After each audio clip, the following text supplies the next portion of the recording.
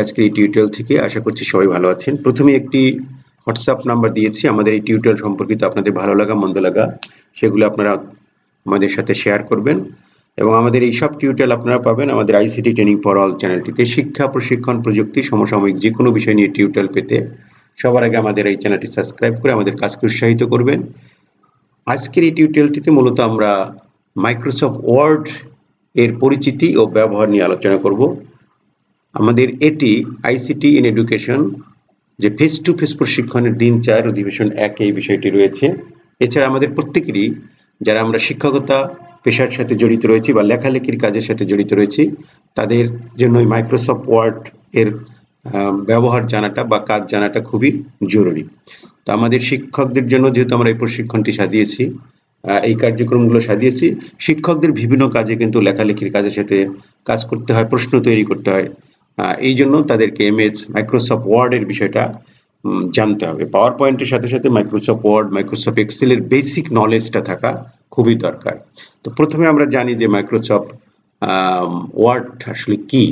Microsoft word কি এটার উত্তর যদি আমরা বলি তাহলে মাইক্রোসফট ওয়ার্ড হলো মাইক্রোসফট কর্পোরেশনের একটি ওয়ার্ড প্রসেসিং সফটওয়্যার, অর্থাৎ যেটা দিয়ে আমরা মূলত লেখালেখির কাজগুলা করে থাকি সেটি হচ্ছে মাইক্রোসফট ওয়ার্ড। আর মাইক্রোসফট পাওয়ার পয়েন্ট হচ্ছে প্রেজেন্টেশন সফটওয়্যার, যেটা দিয়ে আমরা বিভিন্ন কাজকে প্রেজেন্ট করি। এটিকে আমরা উইন্ড ওয়ার্ডও বলে থাকি, এমএচ ওয়ার্ডও বলে থাকি, তারপর শুধু ওয়ার্ড নামে এটাকে আখ্যায়িত করি আমরা এবং মাইক্রোসফট ওয়ার্ড নামে আখ্যায়িত করি। যে নামেই ডাকি না কেন মূলত একজন, এটা হচ্ছে মাইক্রোসফট ওয়ার্ড। আমরা যদি আরেকটু জেনে নিই, মাইক্রোসফট ওয়ার্ডটা আসলে is a widely used word processing software creating by Microsoft. এটা কি widely used word processing এর জন্য মূলত এটি ব্যবহার করা হয়। It is a powerful tool যেটার মাধ্যমে for creating, editing, formatting documents and various types of including letters, reports, resume and more এই কাজগুলো আমরা করে থাকি।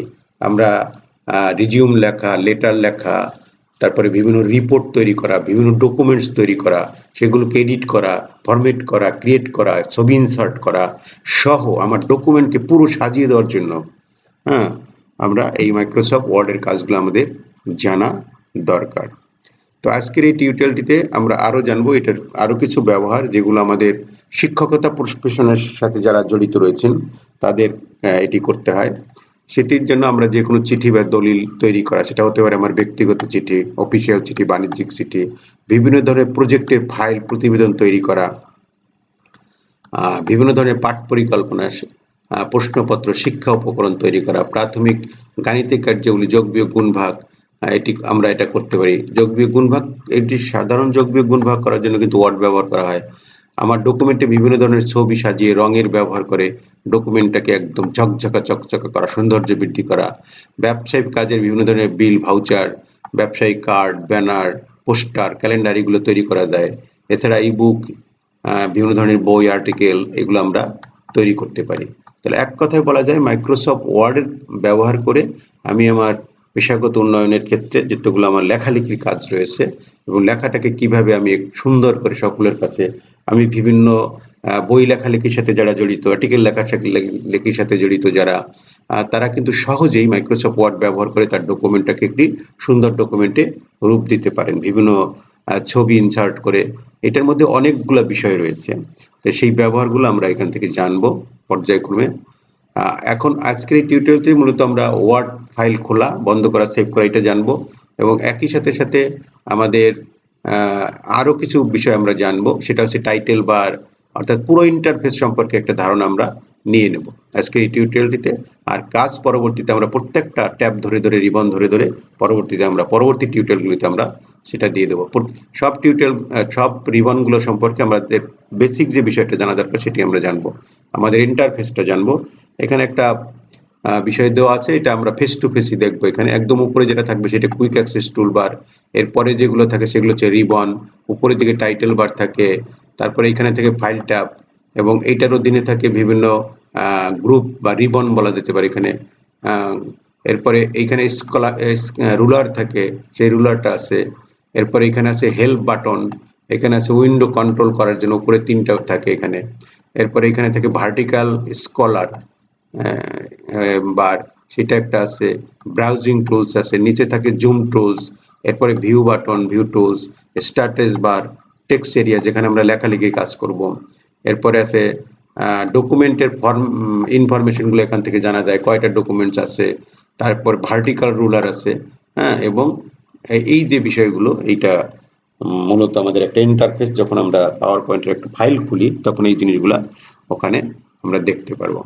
আমরা কথা না বাড়িয়ে সরাসরি আমরা একদম আমাদের কম্পিউটারের আমরা ডেস্কটপ এনভায়রনমেন্টে চলে আসি। এই হচ্ছে আমাদের ডেস্কটপ এনভায়রনমেন্ট। তাহলে এখানে আমরা একটা মাইক্রোসফট পাওয়ার পয়েন্টের ওয়ার্ডের একটা ফাইল খুলবো, ঠিক আছে, মাইক্রোসফট ওয়ার্ডের ফাইল খুলবো, সেটা বিভিন্নভাবে খোলা যায়। তা আমরা আমাদের সহজ যে বিষয়টা, সহজে যেটা খোলা যায় এইটা আমরা এই টাইপের থেকে সহজে খুলতে পারবো। হ্যাঁ, আমাদের কম্পিউটার একই কাজ বিভিন্নভাবে করা যায়, সেটা আমি বারবার বলেছি। তা আমরা সহজ যে ওয়েটা সেটি দিয়ে আমরা কাজ করব। প্রথমে এটা আমরা রাইট মাউস ক্লিক করব, তারপর নিউতে যাব, নিউ থেকে ডকুমেন্টসে যাব, কোন ডকুমেন্টসে যাব, এমএস ওয়ার্ডের ডকুমেন্টসে যাব, তারপর ফাইলে গিয়ে নাম লিখবো এবং পাশে ফাঁকা জায়গায় একটা ক্লিক করব। তাহলে এই কাজটা যদি আমরা একটু করি, এটা আমাদের করতে হবে কোথায়, আমরা ডেস্কটপ এনভায়রনমেন্টে চলে আসলাম, আমার ল্যাপটপের ডেস্কটপ এনভায়রনমেন্টে আমরা চলে আসলাম। এখানে এসে আমরা ফাঁকা জায়গায় একটা ক্লিক করবো, তো ফাঁকা জায়গায় ক্লিক করলাম, ক্লিক করার পরে আমরা কোথায় যাব, নিউতে যাব, নিউতে গেলাম, নিউ থেকে কোথায় যাব, এই যে মাইক্রোসফট ওয়ার্ড, আমরা মাইক্রোসফট ওয়ার্ড ডকুমেন্টস, আমরা এত এর আগে মাইক্রোসফট পাওয়ার পয়েন্টের কাজ করেছি, সেখানে আমরা পাওয়ার পয়েন্ট ফাইল ওপেন করেছিলাম। এখন আমরা যাব মাইক্রোসফট ওয়ার্ড ডকুমেন্টস। মাইক্রোসফট ওয়ার্ডের একটা ডকুমেন্টস আমি খোলার সাথে সাথে, ক্লিক করার সাথে সাথে আমার এই কম্পিউটারে কিন্তু একটা ফাইল চলে আসছে। তাহলে এইটাকে আমরা এখন রিনেম করে নেব। রিনেম করতে গিয়ে আমরা রাইট অপশনে ক্লিক করে রিনেমে যাব এবং এটার আমরা একটা নাম দিয়ে দিলাম। হ্যাঁ, যে কোনো একটা নাম দিয়ে দিলাম, যেমন এটা হচ্ছে আমার ম্যাথের কোশ্চেনগুলো এখানে আমি করব, সেজন্য এটা আমরা ম্যাথ নামে এটাকে আমরা দিয়ে দিলাম, ঠিক আছে। আচ্ছা, তাহলে MATH, এই ম্যাথ নামে আমি একটা ফাইল খুলে ফেললাম। এখন আমার কাজ হবে কি, এই ফাইল, তাহলে আমরা ফাইল কিভাবে খুলবো সেটা কিন্তু আমরা অলরেডি শিখে গেছি। ডেস্কটপ এনভায়রনমেন্টের খালি জায়গায় রাইট ক্লিকের থেকে নিউ থেকে মাইক্রোসফট ওয়ার্ড প্রসেসিং ডকুমেন্ট, এইটাই দেবো আমরা।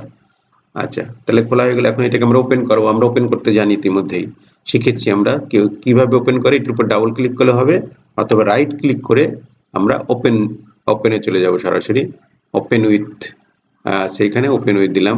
কি দিয়ে ওপেন উইথ করব আমরা, সেটা ওয়ার্ডে ওপেন উইথ করব। হ্যাঁ, সেটা আমরা ওকে দিয়ে দিলাম। তাহলে আমার এটা কিন্তু ওপেন হয়ে গেল। এই হচ্ছে একভাবে ওপেন করা।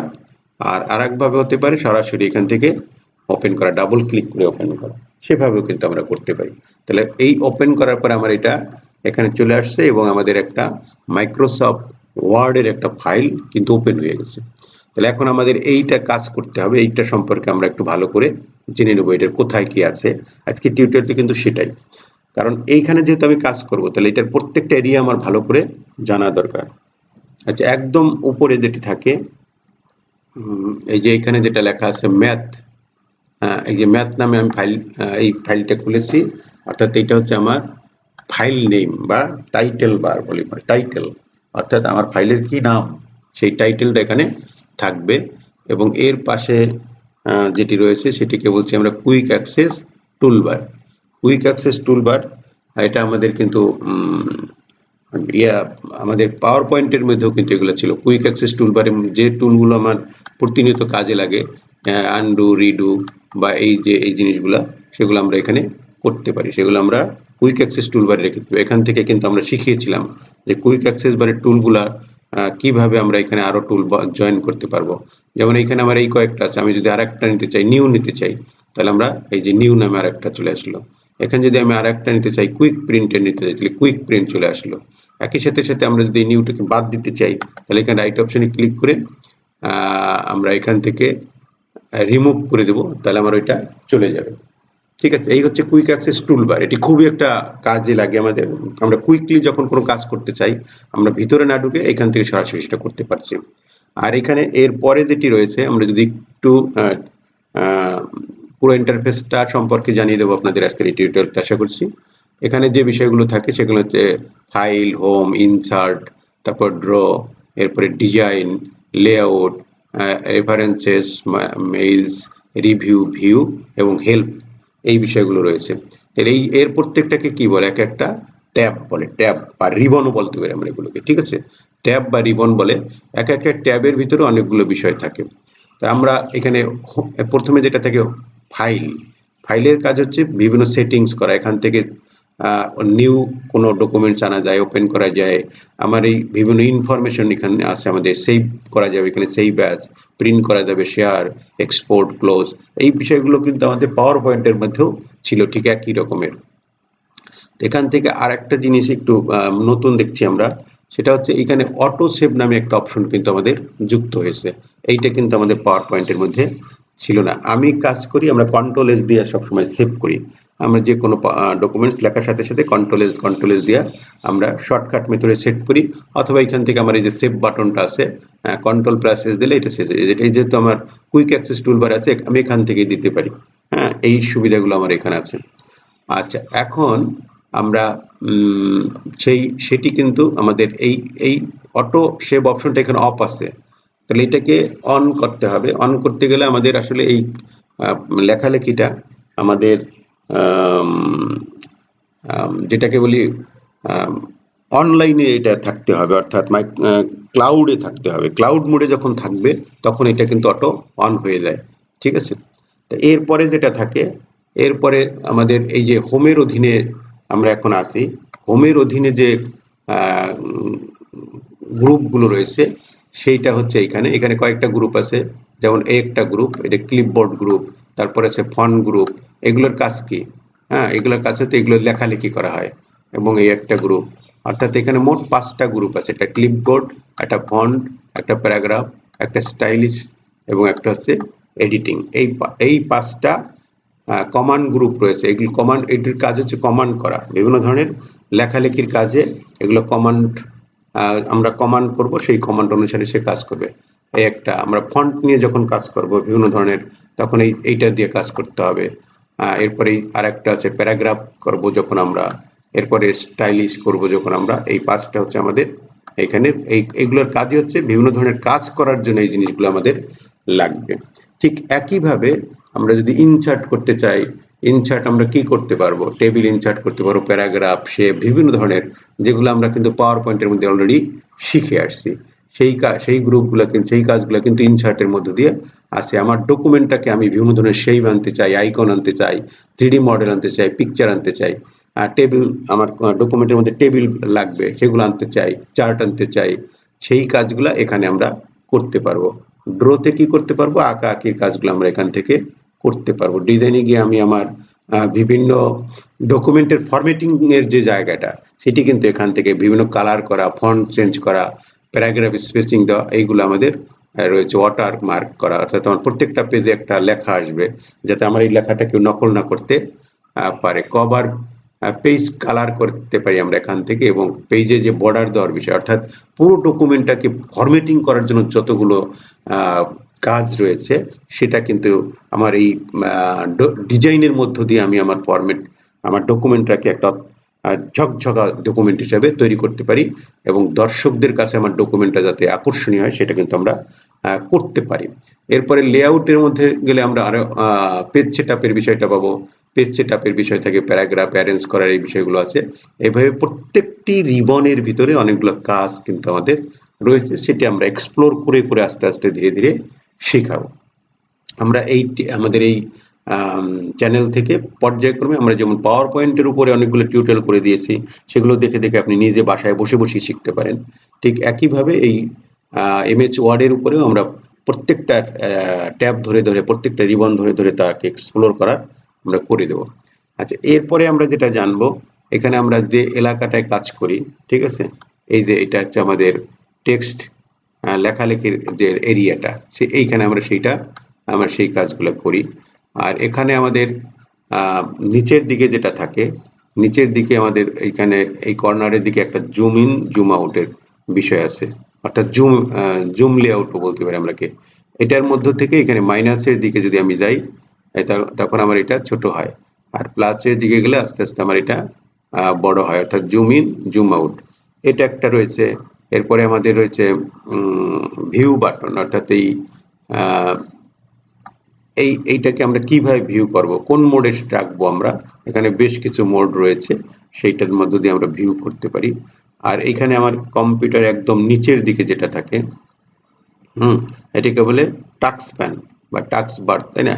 এই যে একদম নিচের দিকে যেটা থাকে, অর্থাৎ বিভিন্ন ধরনের সফটওয়্যার, তার লোগোগুলো এখানে কিন্তু রয়েছে। এটা হচ্ছে টাস্ক প্যান, ঠিক আছে, টাস্ক প্যান। এবং এইখানে আরেকটা জিনিস থাকে, সেটা হচ্ছে আমাদের সার্চ বার। হ্যাঁ, সার্চ বারে গিয়ে সার্চ বার থাকে, এবং সার্চ বারের উপরে যেটা থাকে, এই যে সার্চ বারের উপরে যেটা রয়েছে, এটা হচ্ছে ডকুমেন্ট সম্পর্কে বিভিন্ন তথ্য এখানে দেওয়া থাকে, কয়টা পেজ আছে, কতগুলো ওয়ার্ড আছে, সেই বিষয়গুলো। আর একদম কর্নারে যেটি রয়েছে আমাদের, এই কর্নারে যেটা রয়েছে এটা হলো আমাদের উইন্ডো কি বলি আমরা। হ্যাঁ, এই উইন্ডো কি, এটার অনেক কাজ আছে। আর সার্চ বারে গিয়েও কিন্তু আমরা এখান থেকে ওয়ার্ডের ফাইলগুলা ওপেন করতে পারি। আমি এখানে ওয়ার্ড লিখলেই আমার ওয়ার্ড সম্পর্কিত ফাইল চলে আসবে, আর সেটা আমরা করতে পারবো।